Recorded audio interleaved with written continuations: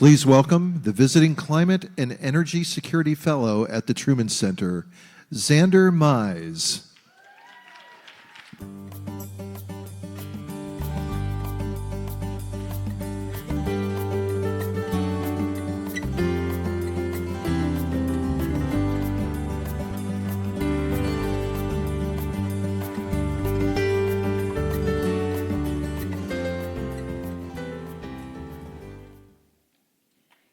Thank you all for coming here today for this panel. This is our second to last session of today. It will be followed by a wonderful fireside chat with Michelle Florin, which I know I'm looking forward to, and I hope you all stay for that session as well.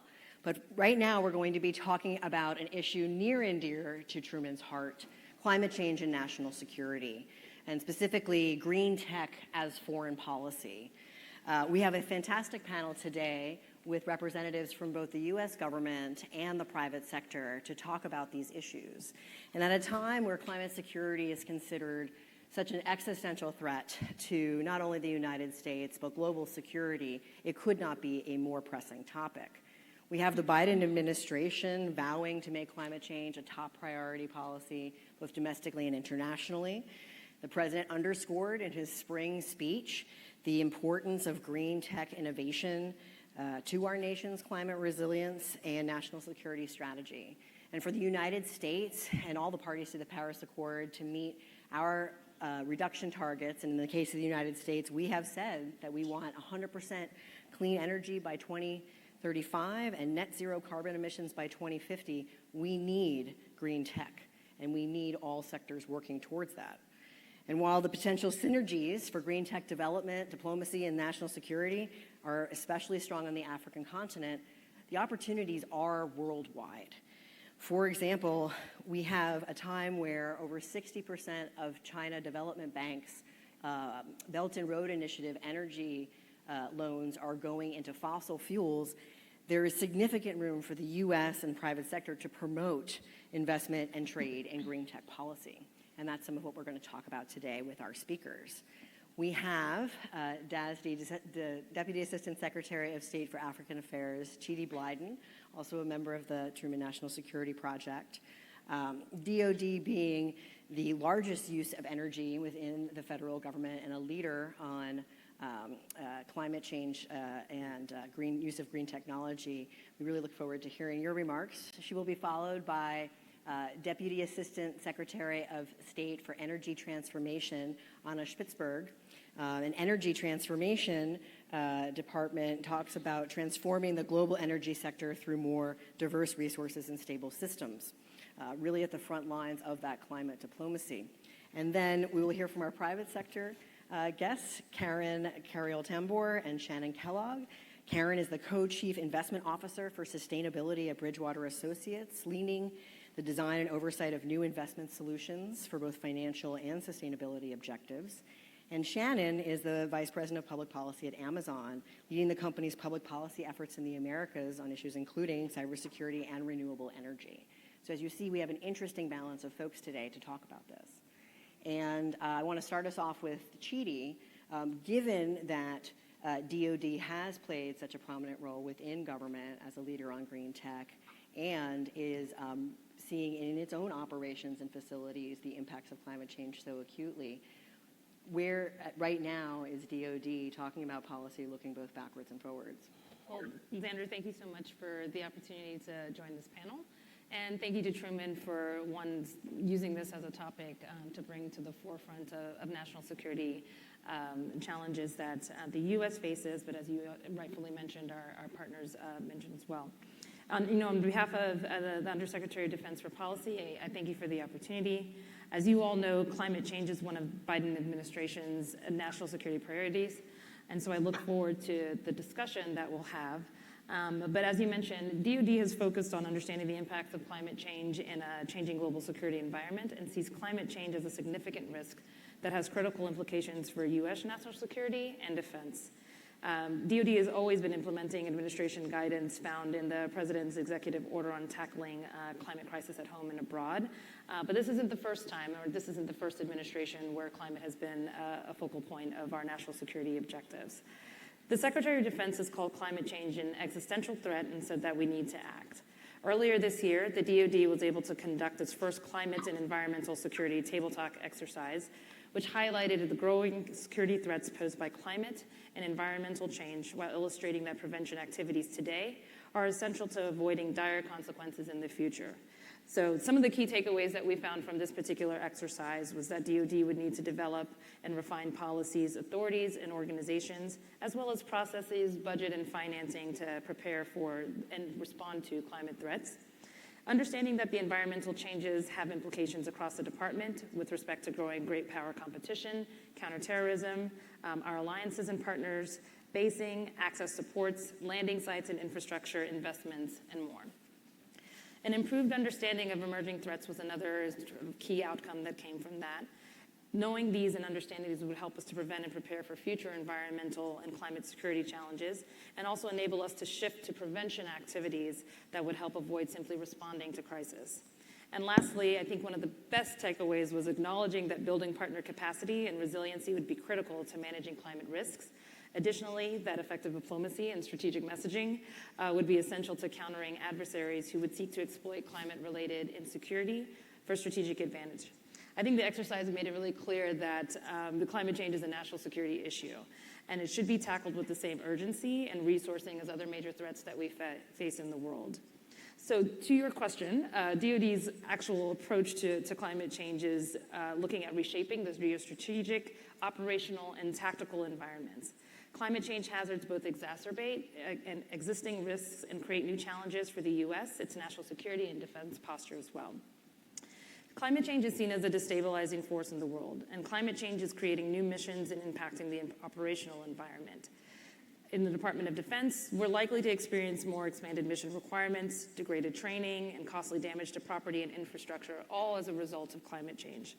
Without adaptation and resilience measures, climate hazards, particularly when combined with other stressors, are likely to contribute to political, economic, and social instability around the world.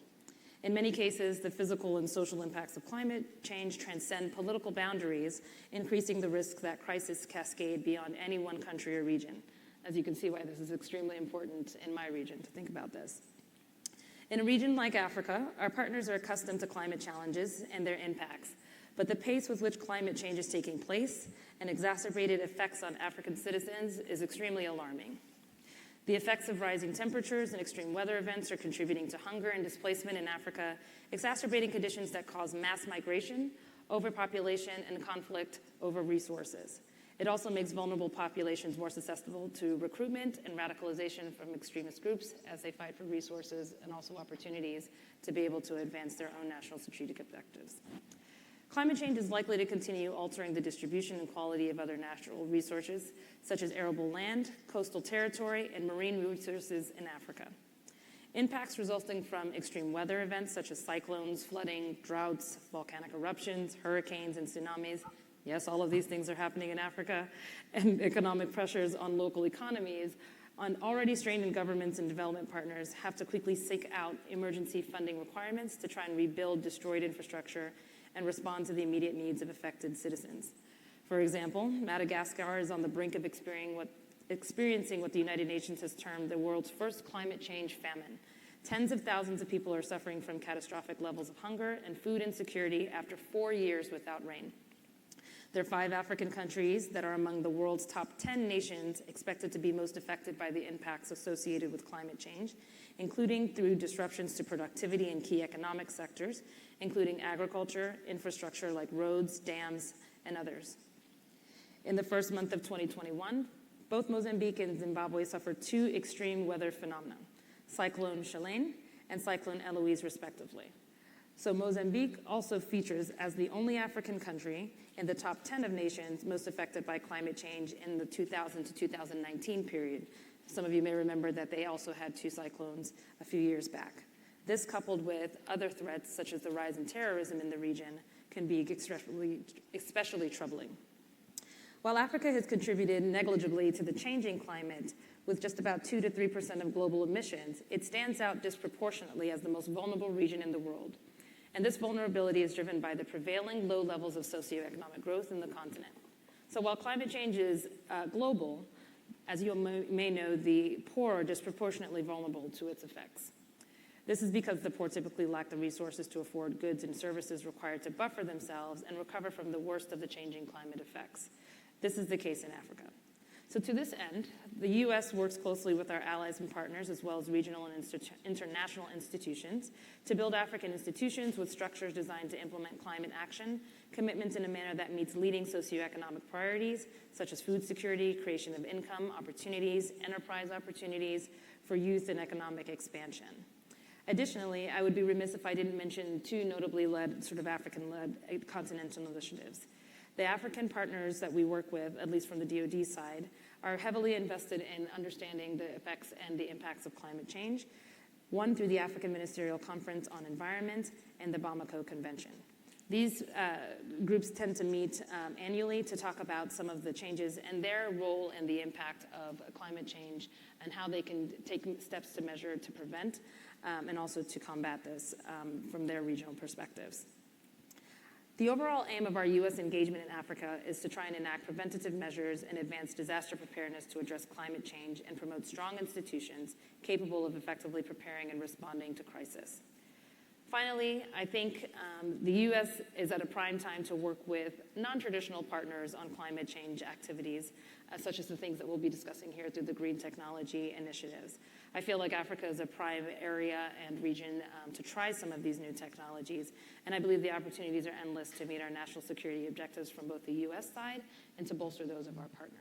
So with that, I'll pause there. Thank you so much. And, as you say, there is this transformation, particularly on the African continent, potential for transformation of their use of energy and opportunities there. And I want to make sure that we have with us the Deputy Assistant Secretary. Anna, is she there? Because I'm not seeing it on the screen, so I just want to do a check if maybe she can hear us, but we can't see her. I can see you. Okay, wonderful. I'm glad. So thank you so much for joining us. In this position on energy transformation, you are at the front lines of the State Department's diplomacy work in this space. So what does it mean to put energy and climate security up front in that policy? Thank you for that question, Xander, and the Truman Institute for this opportunity. The first thing I should do is confirm on behalf of the Bureau of Energy Resources, echo Des Blyden's comments that accelerating the global clean energy transition is at the center of U.S. international energy policy. And the way we see it, the energy transition brings incredible economic opportunities, but also new risks. And because of that, our foreign policy needs to address both. I'm very sorry. I'm just going to interrupt you for a moment because there seems to be a bit of an issue with your sound, that you are going in and out, and I would ask if possible, perhaps if you move a little closer to the microphone, it might help. I am so sorry. Sure. There's an echo on my end. There might be multiple tech issues. Are we good now? That is much better. Thank you so much. Please go ahead. Can you hear me okay? Yes, this is much better. Thank you. Oh, great. Well, I'll back up and just say first, as we're looking at the energy transition and the opportunities that we're addressing, we're trying to tackle it in a number of ways.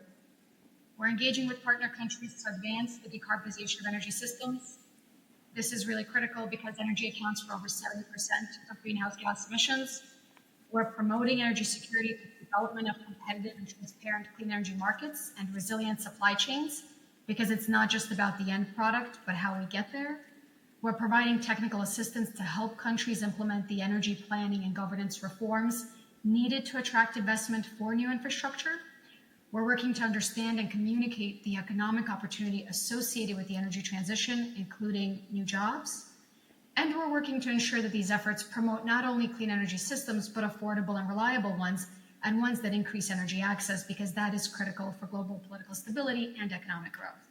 Now, I rattled off 5 big buckets, so let me dig into a few and hopefully build a picture of our foreign policy efforts in support of clean energy and climate security. And to start, I'll say that we recognize decarbonization is no easy feat, and it will require money. The International Energy Agency estimates that the global energy investments must triple to, I think it was $4 trillion by 2030 to reach net zero goals by 2050. And it's very easy to be overwhelmed by that number. It's $4 trillion. But it's also important to remember that this means that clean tech represents a multi-trillion-dollar opportunity through 2030. So for countries that can translate this to new industries, to new jobs, it's a growth story. And naturally, financial and capital markets will be critical to support that level of investment. And the public sector will need to work closely with the private sector to mobilize those trillions. And that's why President Biden announced at the April Leaders Summit for Climate the intent to double U.S. annual public climate finance to developing countries by 2024 and work with other donors to mobilize $100 billion annually. And then at the UN General Assembly, President Biden announced that the U.S. would double that figure to over $11 billion in climate finance per year. At the same time, we realize that the ultimate goal is for countries to move beyond grants and concessional support so they can attract low-cost financing. And it's the reason that at the Energy Bureau, we've been working to support partner countries diplomatically and through technical programs to help create that environment so investment can come in. So for example, we have a dedicated program, the Power Sector Program, that works hand in hand with countries to push through market reforms, develop regulations for clean energy structure, competitive procurement processes, address renewable integration challenges. And we coordinate all of this with USAID, with DFC, and others in and outside the USG so that we can leverage each other's tools. Now, as we mobilize capital to finance the energy transformation, we're very aware that there are implications for supply chains of a very rapid build-out in clean tech. Power demand growth and electrification of other sectors will result in incredible demand for the minerals and metals necessary for that associated infrastructure. And to meet our climate goals, demand for electric vehicle batteries and other clean tech will require 20 to 40 times as much lithium, cobalt, and other minerals by 2040 as we have today. And currently, the U.S. has very little mineral extraction or processing capacity for many of these inputs. So the resilience of global supply chains is a top priority.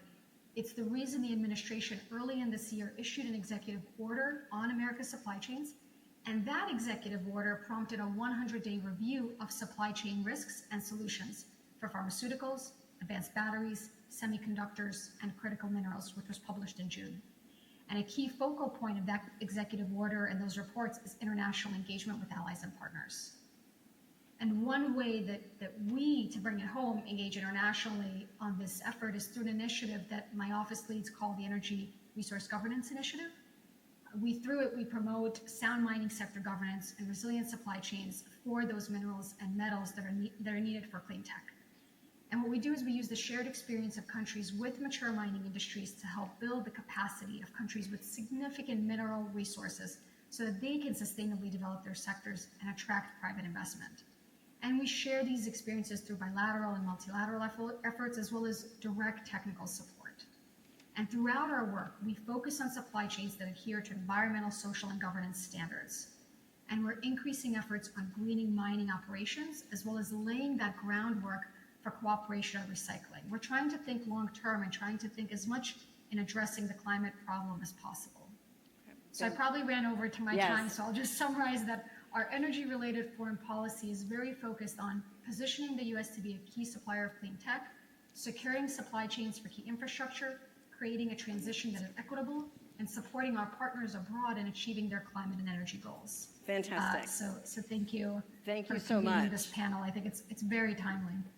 Thank you. And one of the things that you really emphasized there was the need to attract investments to build new infrastructure and sustainable infrastructure. And that leads me to turn to Karen, who, even in the name of your title, Vice President for Sustainability at an institutional investor, we were chatting that this is the kind of thing that even just a few years ago we would not have seen. So the fact that an institution like that has that position, what do institutional investors see as their role in sustainability and promoting these activities? Thank you, Xander. It's really exciting to be here to talk about this. And it is true that I think a few years ago, the idea of a chief investment officer that picks investments and sustainability would not have made any sense to people as a title. Anna spoke about this, but there are trillions of dollars of investments that are going to be necessary for the United States to reach its goal. And the really revolutionary thing I see happening in the institutional investor space, which I say revolutionary because I don't think it's ever happened on any other topic, is that investors are moving from the typical thing investors do, as you all know, is I want a really high return for low risk. That's my job as an investor, give me a high return for low risk, to saying, I want that, sure, I want that, but I also care about what my money is doing in terms of sustainability. And the most important areas that's happening is investors committing, they want their money aligned with achieving net zero goals.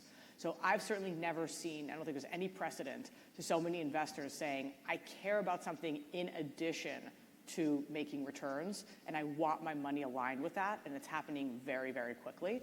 And what that means is that there is a lot of money, certainly trillions, certainly enough to fund the investments Anna's talking about, that's sort of sitting there, and in many cases has made these multi-decade commitments that the money somehow is going to get aligned with these net zero goals. So that means that the opportunity is huge to get that money mobilized to actually achieve these goals, because those multi-decade commitments are there.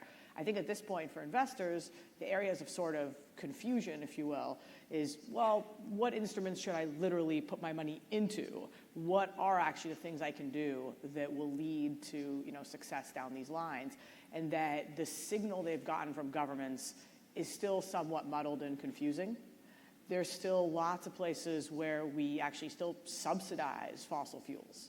And, to be blunt, if you make it really, profitable to pollute, there are always going to be investors that say, I'm going to find some way of doing that because it's really profitable. So the government actually does a lot in kind of setting the rules of the game, making clear that it has a long-term commitment to these shifts, such that investors can sort of say, this meets both my return targets and these special commitments I've made on getting to net zero. And just the scale of capital that's committed to that means that the opportunity to be able to really point and say, we need these projects done to move money there, I don't think it's ever existed before.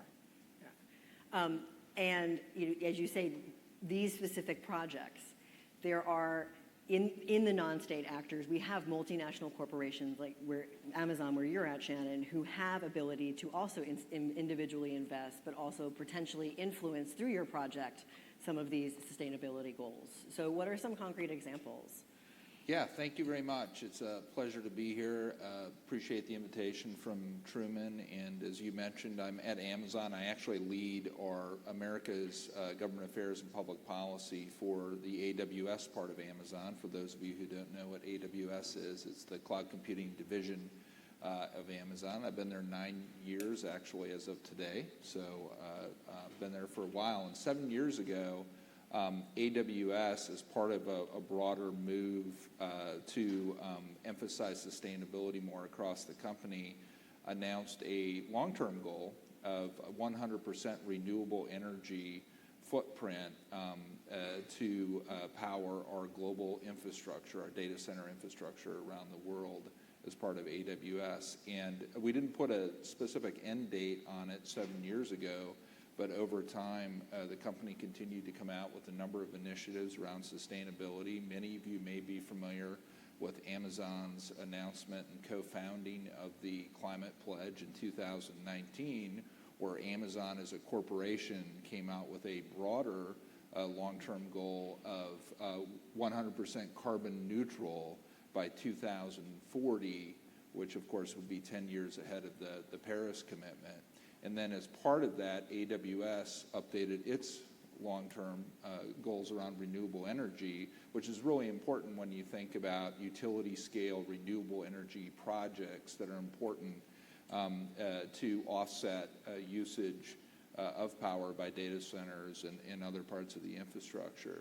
And so a few years ago, or as part of the announcements around the Climate Pledge, we then announced that we would try to reach that 100% renewable energy goal by 2030, and I'm pleased to say that we're now 5 years ahead of that timeline, and we should be at 100% renewable energy by 2025. And so this is a big priority for us, and what it's resulted in is, as you were saying, Xander, is a number of investments globally in renewable energy projects. Last year alone, we became the largest renewable energy off-taker in the world. We had nearly 30 renewable energy projects, utility-scale projects that we announced around the world last year, including in South Africa. And we're continuing that momentum in 2021. We've announced over 24 already in 2021, and we're continuing to make these investments. So to the second part of your question, when we look at our global footprint and we look at either current investment strategies and expansion of our current physical data center infrastructure footprint or fulfillment networks across Amazon, we're always eager to have conversations with governments in the countries that we're already operating in. But as we go into new market segments and countries, it's a fundamental part of the conversation that we initiate, because we want to make sure that there are renewable energy sources available in those countries that we're investing in. And sometimes that's an easy conversation. Others it's not, because of where the renewable energy industry is in that particular market or how the markets themselves are regulated.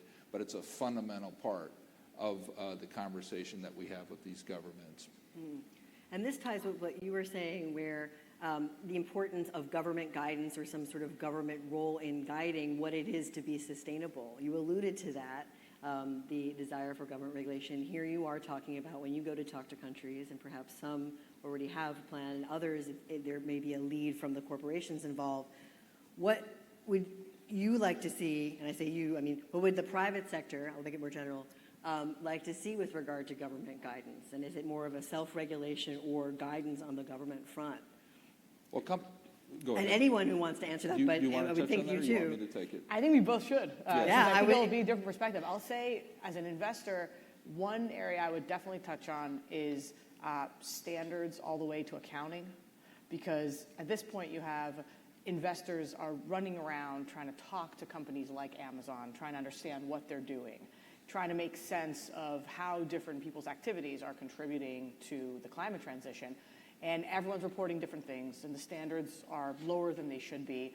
And we don't really have a sense that what we're getting is real, in the same way that it used to be we didn't have very standardized accounting statements. So I think there's a big government role, which is not as discussed in these sorts of forums, but actually has a lot of implications to say, look, everyone has got to be reporting these things. We can't meet our national goals. In some ways, it's the cheapest thing government can do, is say, we have this national goal, and everyone's got to report on it. You don't spend any money, and now every single player involved in that goal has got to kind of be accountable to how they play a role in meeting that goal or not. And then, I alluded to this before, but in terms of literally the mix of subsidies and taxes, it's still very skewed not to be a country that actually does want to finish a climate transition. And so if you kind of take all the fossil fuel subsidies we have, the very few, carbon taxes, and I think Biden's proposals, have been penciled out to have a big implication on changing that balance. So there's a tremendous amount of private sector activity already across our sector in technology, but across multiple industries. And we're all looking for market segments that are competitive and then incent the availability of reliable, affordable, and green, now increasingly green energy. And so we're looking for availability of renewable energy sources in those market segments. The government often will have a role, national governments, in creating, obviously, the right regulatory environment, but it's also important to incentivize the availability of those sources. And that will, of course, also tie to tax policy in some of those countries in addition to the regulatory structure. Our experience is, as we go into more and more countries as investors, is that there are a number of countries that are really committed in trying to adopt more renewable and clean energy. And they don't see it as just part of their climate strategy, but they also see it as an economic opportunity to create new jobs and to diversify their economy. And that conversation is a much more common one as well. And as a U.S.-based corporation, we do work with our colleagues, all over the world, that are representing the U.S. government in these missions, trying to incent investment or encourage investment in these countries, but also who are trying to encourage those host governments to put in place the right policies to attract our investment, but more renewable energy investment in projects. So you both are talking about the challenge of wanting this government guidance, wanting to implement these policies. That means I'm going to turn to Chidi and ask you, what are some of the biggest obstacles, particularly in this next short term of 2 years, as the world is being so active in trying to take action regarding Paris? What are some of the biggest obstacles to advancing these energy goals internationally? I would say maybe the size of the goals. It's like having the policies and some of the, I think, guidance in place that is standardized across a government. I'm sure my colleague from state could probably talk more about this, but sort of doing a top-down approach to making sure that everybody is standardized across the board is easier said than done. And so having an understanding, having it being prioritized, I think at the president's level, gives guidance to each of the agencies to be able to look within our own organizations and figure out what works best in the theater that we work in, whether it be state or DOD, and figure out where we can, try and tighten up, I think, things that we haven't been doing in the past that focus on this in a way that makes some changes. And Anna, from state's perspective, what do you see as the top challenges in this is fairly short term? There are a few, especially internationally. I think I'll name three actually to start. And one is we have renewable energy and storage technologies making a lot of progress. The costs have been reduced. They're really viable solutions in a number of areas, in the majority of areas. There is still a view that it's an expensive option. And in some countries, it is more expensive, but it's because there's high currency risk, there's high offtake risk, there's high political risk. And as a result, the cost of capital is high. And though renewables are very low on operating costs, they are higher on capital costs. And that means the cost of debt is a bigger deal. And that is a reality, but it's a reality for everything. These countries have to resolve that to grow regardless. And renewables, even in many of those instances, are still a more economical option if they really assess the fuel price volatility. And so a lot of it is actually having discussions on integrated energy planning, on what risks they have with their traditional infrastructure versus this new infrastructure, which to them, because of a lack of familiarity, might seem more expensive, but it's just, many times it's just the way it's approached, and it is a misconception many times. The other is that there are a lot of countries that do want to integrate, but they're just not yet comfortable with forecasting production of wind and solar, with assessing their value to the system. And this is really where we're trying to come in and support that and share our experiences, because the reality is, if you're a utility on the ground, you really don't want your head on a stake if there's a power outage. And so making changes is really hard, and there's a lot of risk aversion. So for us, it's getting past that. It's getting everyone comfortable with it. In addition to setting standards, in addition to pushing that policy and those ambitions, it's making sure there's enough comfort so when all this new investment comes in, countries are actually able to take advantage of it. Yeah. You mentioned the cost of debt, and this is something that comes up not just on climate issues, but of course throughout foreign policy and the disparate allocations of power on that front. And when we look at climate change, we see that some of the countries, of course, most affected are the countries that have the least economic and political resources to handle it. So how do we, private sector, government, other actors, how do we ensure that those countries' voices are being heard, that the marginalized communities that are so affected are being recognized, and that their problems are being addressed? Who would like to do that first? I see your head shaking. I see everyone's head shaking. So who would like to? I'll just make a very quick comment because I know our time is short, which is that I think U.S. role in multilateral financial institutions is very important in this regard because investors are very comfortable working with them. There are a lot of creative instruments that can be done. So every dollar the U.S. puts into a World Bank can be magnified so many times. And a lot's been said about China today, but obviously they're setting up to finance, to be an available source of financing for lots of these countries. And as an investor, I can tell you it's hard to track even where their money is going because they're not that transparent about it. And so the U.S. government should realize how much that can be magnified by other investors. Those are powerful institutions we're supporting. Chidi. I would maybe approach it from so maybe a cultural perspective. You spoke a lot, Shannon, about working a lot with the government, and I think while there is definitely government engagement, creating the opportunities, like you said, ensuring that there are economic and youth opportunities at the local levels and at the community levels, and sort of doing a top-down from the government approach, as well as, building up communities from the ground-up approach and engaging those communities at that level are key to, one, doing the messaging that ensures that people are able to turn when the policies are coming down from the government level. So I think understanding things that are already happening at the local level, working with some of the multilateral institutions, local institutions, regional economic bodies that are in some of the regions that you're working with will be key to being able to get this message out broader and bringing the investment, and I think that is desired. That's right, and also being able to tell that story when we do go to these communities.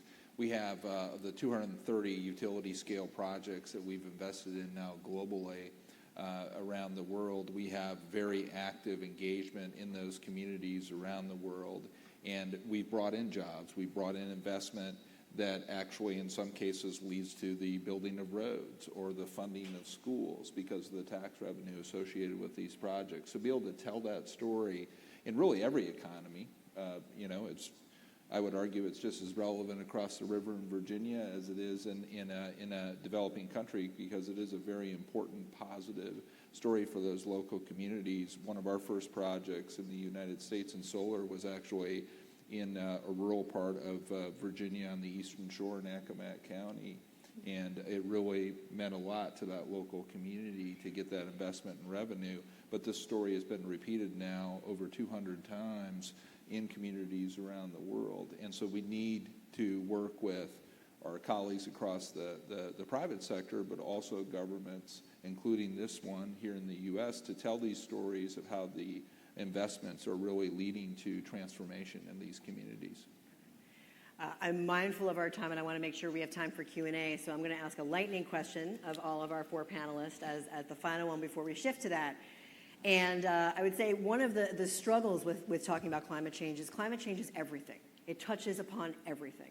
And when we were a Truman Community and we think about our 4Ds approach to national security, defense, development, democratic governance, diplomacy, it's all of that.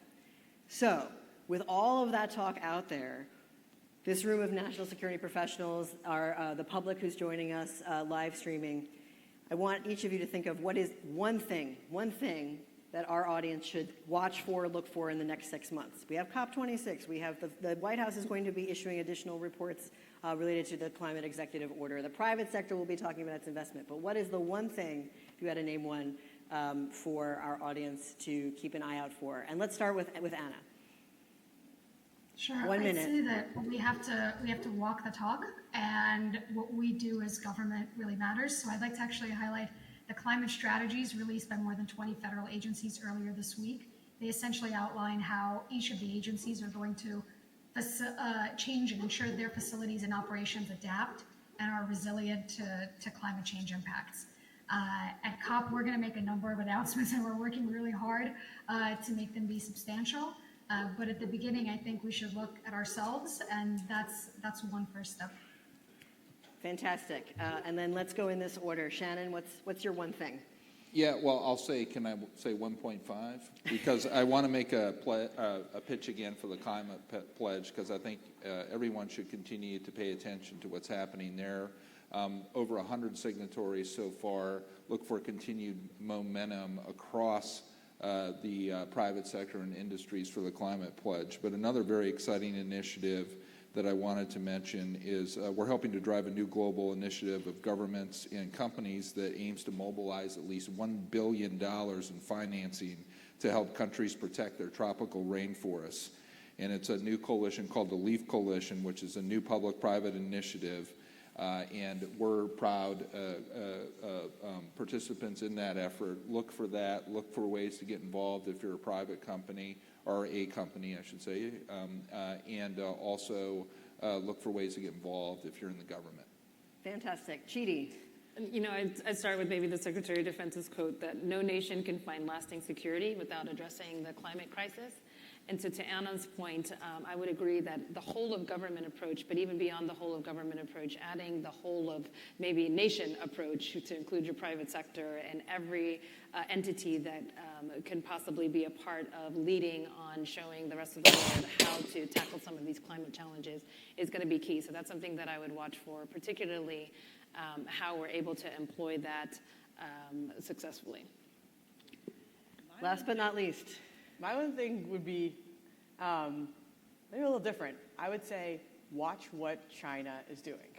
They're very serious about climate change. Their goals are very ambitious. That is a hard economy to move. They're seeing it from a very national security-oriented lens for themselves, and they have a lot of angles about what that means and where their national security gets engaged in climate change. And the strategies they pick are going to affect a lot of our allies in many ways and matter very significantly to our own posture. Okay. Thank you. And now, questions. We're going first. Okay. Wait until you have the microphone to ask your questions so that our online audience can hear. Thank you all so much for that really informative and broad-ranging panel. I'm Kendall Salcido, National Security Fellow from 2018. Anna, I loved that you talked about supply chain because, honestly, we don't have an energy transition if we don't supply it, and this is new materials. When we talk about climate change and national security, it's not just environmental sustainability, though. There are some real human rights questions. The majority of lithium is mined from the indigenous lands at the corner of Bolivia, Chile, Argentina. Over half of the world's polysilicon to make our photovoltaic panels are sourced from Xinjiang in the middle of a genocide. And I'd like to know if you all think we are doing enough to address the human rights concerns that are so critical to national security while we are also focused on the climate components. Like, are we looking at this multifaceted, complex issue broadly enough? Thank you. Anna, if you want to address that, given that you did talk about extractives and minerals, I will give you first pass at that. It's a great question. So yes, I would love to. We are not sacrificing one principle for another. It's the reason that we are focusing on diversifying supply chains, but also diversifying them in a way where we are pushing ESG standards, and we are speaking to companies. There's a lot of discussion about what companies are doing in terms of renewable energy goals and decarbonization goals, but there are broader goals that they're making, and it's really important for them to send the signal that human rights, labor rights are very important, and we're pushing in those standards. We have the Blue Dot Network, where infrastructure has a way to get measured and to send a different signal to investors who are saying they care about these things. Through the Energy Governance Initiative, we are pushing these standards very hard so that we're working with countries to actually work on the regulation that ensures that. And in terms of polysilicon, I hope you probably have seen the withhold release order that came from CBP on Hoshine, as well as the entity list from the Commerce Department on companies that are implicated, as well as the advisory. So we are very much looking at these things. We're looking at supply chains across the board. What is the environmental impact? What is security of actually availability of supply? And is this supply we can stand behind? And of course, some of this will take time to diversify and to build up, but we have full attention on it. You mentioned before reporting as being an important part of potentially advancing sustainability, and I can't help but think of, in the comment and the question and Anna's response, the conflict minerals rule, which in the past had a life and sort of moved up. But do you have any thoughts that you want to add on that, or other ways that regulation and human rights can advance climate? I love that you asked this question. I think it's so critical because we do sometimes ignore just how many of these metals and minerals we're going to need to make the transition. And I would just overemphasize transparency and reporting requirements are huge here, because if we think it's hard to get carbon reporting, at the end of the day, companies are going to want to report that. No one is going to want to report, by the way, I have slave labor making my things. Nobody's ever going to want to report that. So unless we come up, and it's much harder to track, you get your materials, do you really know where they're coming from? How do you know? So unless we put in place ways to do that, I know, my firm Bridgewater is working with a bunch of others over at Brookings on an initiative around this question, and it's a very difficult question. And I don't know if we're going to crack it. I think that that's going to be very critical, but I think it's very possible to imagine a world where when you look at, a steel procurement contract or, copper or whatnot, you can get a clean one that someone has actually signed off about what the standards are of how that was done. I saw many hands, so I think yes, let's make sure we get. I must tell you, audience, sitting up here, there are some very bright lights on me right now, like I'm being interrogated, and it's hard to see you. So if you raise your hand and I haven't pointed, I apologize. It's because I'm half blind. Good afternoon. Jesse Medlong, 2016 Defense Council member. I'm also a sustainability lawyer with DLA Piper and a climate negotiator on behalf of a developing country party to the UNFCCC. And so I'm keenly interested in this topic. And as I hear what you're saying today, what I find is that there are two ways to align a value chain or portfolio with net zero goals or ESG standards. One way would be to do as a company like Amazon can and build utility scale energy projects and really do impressive things across the world.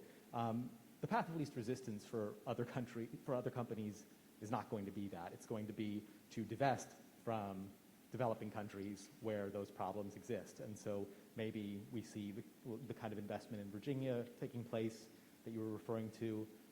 We know the risks, like what Anna was highlighting in developing country parties. Developing countries.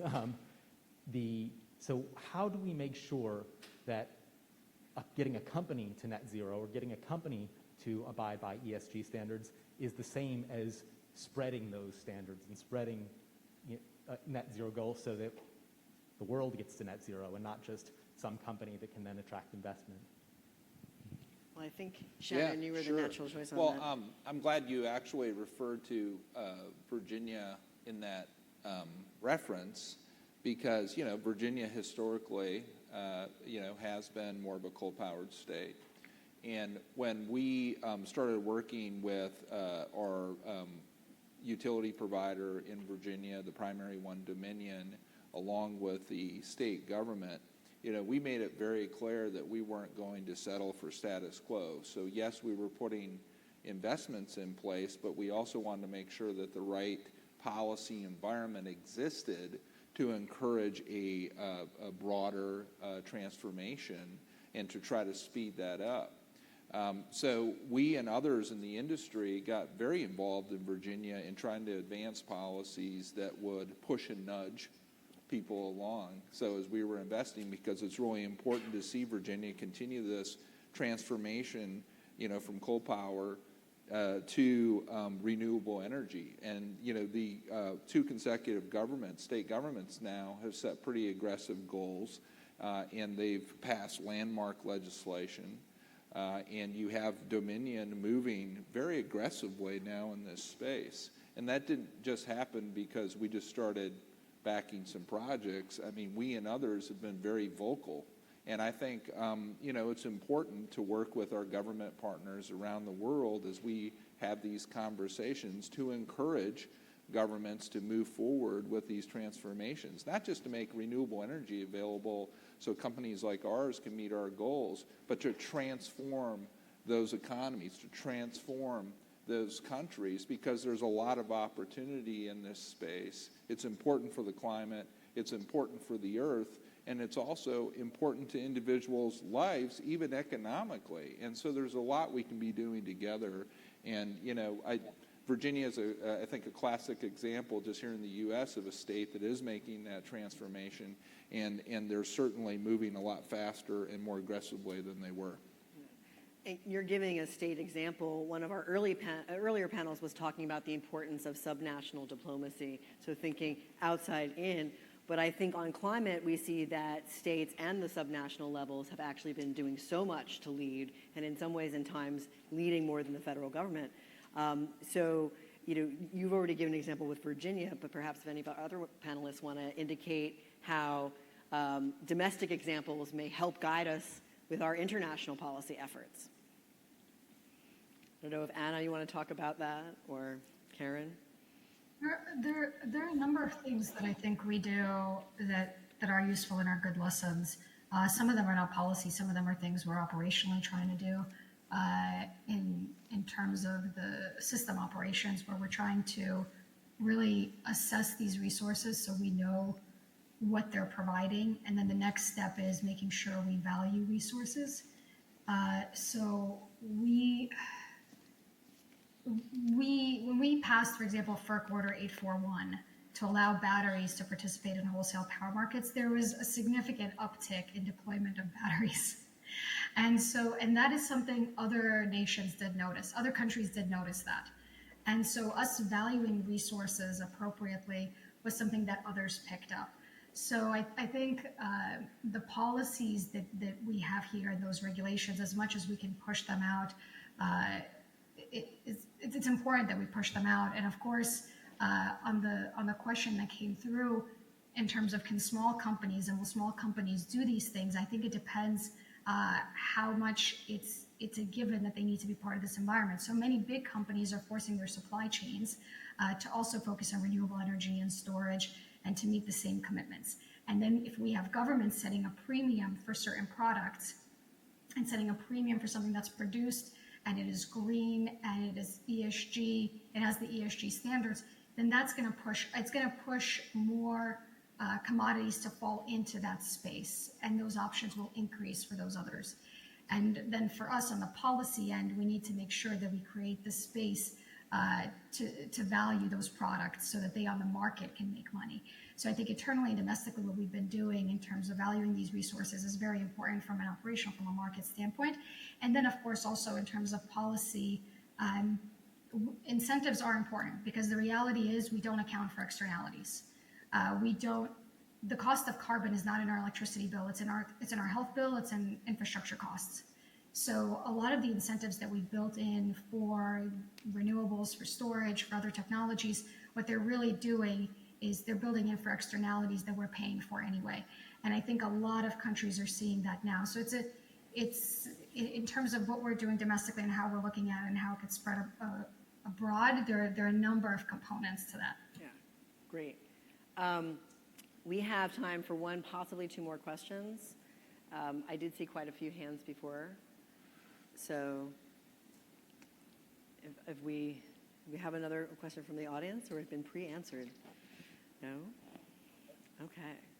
Well, maybe to the yes. last question, I didn't want to Yes. jump in because I thought Anna answered that quite well. But to an example of maybe a country in Africa, it's going to be very difficult to completely transition from fossil fuels and traditional resources that they've been using and sort of leapfrog into this green tech innovation. And so a lot of the examples of policies and practices and incentives that have been put in place in places like Virginia with their coal culture are things that I think can be used in the African context. And as government to government goes in to talk about some of these incentives and changes and policies that are being made, I think that there are partnerships that can come out of those kinds of discussions from examples of policies that have been put into place, so that it doesn't seem like a complete removal of some of their economic substantial, part of their economic, part of their economies is being drastically removed, providing them with alternatives, providing them with ways that they can continue their economies to continue to grow as the rest of the world and as Africa continues to try to move into the next green tech field will be key to draw examples. So I know that there's a lot of conventions, and I kind of alluded to it earlier, like the 1998 Bamako convention that works on hazardous waste issues and challenges. But those are things that have been taken from examples from around the world where they have provided alternative measures for countries to be able to transition an off-ramp slowly into this new era. Great. As she was talking about your comment, do you want to make the final comment for us? Well, one thing, I don't know if it's the final one, but one thing that your comments just inspired me to think about was this, again, this sort of point about economic opportunity and how that fits within U.S. foreign policy and national security. there's a tremendous amount of opportunity out there, not just to get the benefits in the communities from the utility scale projects themselves, if you're investing in solar or wind or the other investments that come into the renewable energy sector, but there's an incredible opportunity out there to spur the development of new businesses and entrepreneurs who are plugging into the green economy. And there's a great new program that Amazon and AWS are part of, and Berkshire Hathaway and others are also supporting as part of the American Council for Renewable Energy. They're a nonprofit based here in D.C., and they started this program called Accelerate, which is geared toward helping minority-owned and women-owned businesses who are in the United States. Initially in the United States, but this is a concept that I think can be taken out globally, and the whole program is focused, and we're funding it, Berkshire Hathaway and others are funding it, but it's focused on aiding those businesses through different types of advisory services. ACOR provides those. Some of their members on the legal side provide in-kind legal services, but getting them in front of a whole network of businesses, whether it's the financial guys, the tech guys, the developers themselves. There are so many different member companies that are part of communities like that you see at ACOR, for example, where you get these entrepreneurs and these small businesses exposed to this greater ecosystem. Why don't we start working with the USG and others to try to get more of those types of programs out there internationally? So in addition to the benefits of the utility scale investments, they're seeing this sort of new emergence of small businesses and entrepreneurialism. And that, by the way, builds goodwill too if you have a real sort of large-scale and consistent effort to do these types of programs. Well, that is a fantastic positive note to end on. So many conversations about climate change are filled with dread, to put it mildly, and to think about something that is proactive and positive in action is a great way to end our session today. So thank you so much for coming. Please stick around for the final session of the day, which is the fireside chat with Michelle Flournoy. And please join me in thanking our wonderful panelists in person and virtual today. Thank you.